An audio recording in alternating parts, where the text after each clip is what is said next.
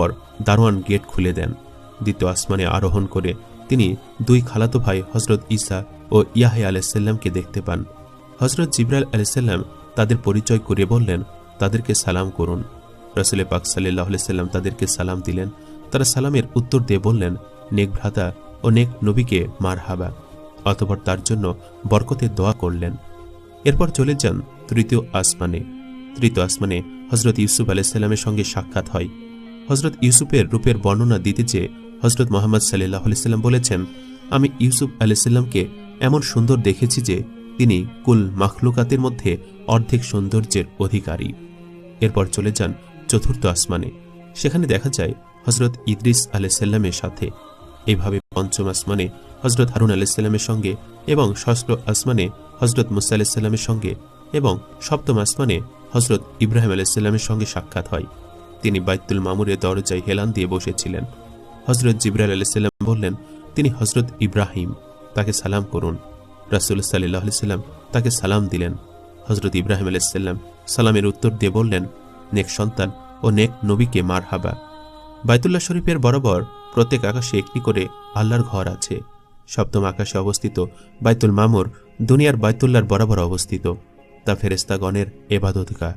প্রত্যেক দিন সকালে ৭০,০০০ ফেরেশতা ওই ঘরের আগমন করে আল্লাহর ইবাদত করে থাকে।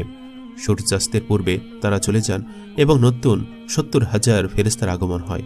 তারা ফজরের সময় চলে যান, আবার নতুন ৭০,০০০ আগমন করেন। কিয়ামত পর্যন্ত এ নিয়ম চলতে থাকবে, কিন্তু কোনো একজন ফেরেশতা দ্বিতীয়বার আসার সুযোগ পাবে না। সেখানে হজরত মুহাম্মদ সাল্লাল্লাহু আলাইহি সাল্লাম হজরত ইব্রাহিম আলাইহিস সালামের তত্ত্বাবধানে কতগুলো ছোট ছোট শিশু দেখতে পেলেন। হজরত জিবরাইল আলাইহিস সালামকে জিজ্ঞেস করা হলে তিনি বললেন, তারা ঈমানদার গণের সন্তান, যারা নাবালক অবস্থায় মৃত্যুবরণ করেছে। সেখানে তারা কিছুক্ষণ আলাপ করলেন, এরপর বিদায় নিয়ে আরও উপরে উঠতে শুরু করলেন।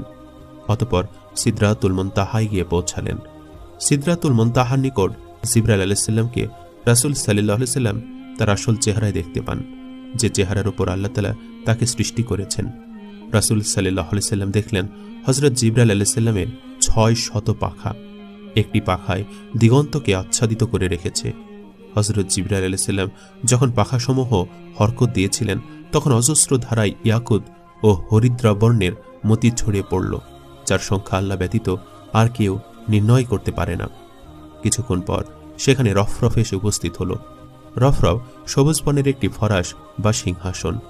তখন হযরত জিবরাইল আলাইহিস সালাম বললেন, এখন আমি আপনার নিকট হতে বিদায় নিচ্ছি, এটা আমার শেষ সীমা। এখন শুধু আপনি আর আপনার পরওয়ারদিগার। তখন রাসূল সাল্লাল্লাহু আলাইহি ওয়াসাল্লাম বললেন, হে জিবরাইল, আপনি কেন আমাকে ছেড়ে যাচ্ছেন? এ পর্যন্ত আমার নিকট হতে কোনো প্রকার দুর্ব্যবহার পেয়েছেন কি?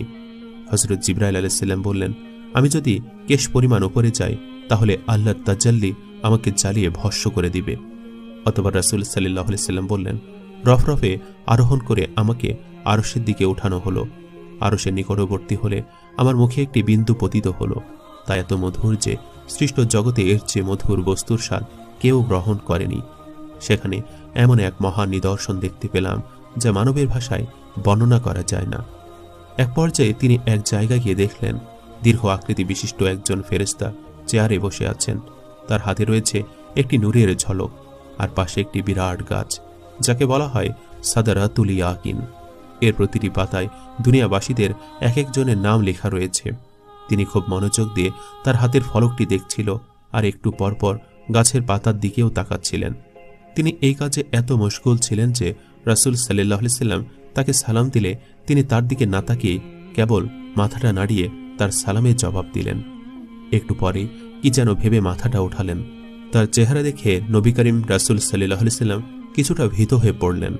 আসলে ইনি হলেন হযরত আজরাইল আলাইহিস সালাম।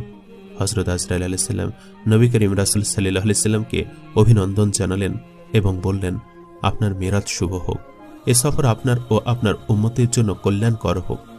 আজরাইল আলাইহিস সালামের এমন সুন্দর আচরণ দেখে রাসূল সাল্লাল্লাহু আলাইহি ওয়াসাল্লামের ভয় কেটে গেল। তাই তিনি জিজ্ঞেস করলেন, আপনি একা গোটা পৃথিবীর জীবের রূহ কিভাবে কবজ করেন?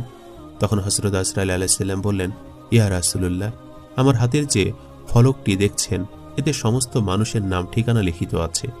ঠিক তেমনিভাবে এই গাছের প্রতিটি পাতায় পাতায় অনুরূপ নাম ঠিকানা লেখা রয়েছে। যখন কারোর মৃত্যুর সময় হয় তখন তার নামের পাতাটি ধীরে ধীরে হলুদ হতে থাকে।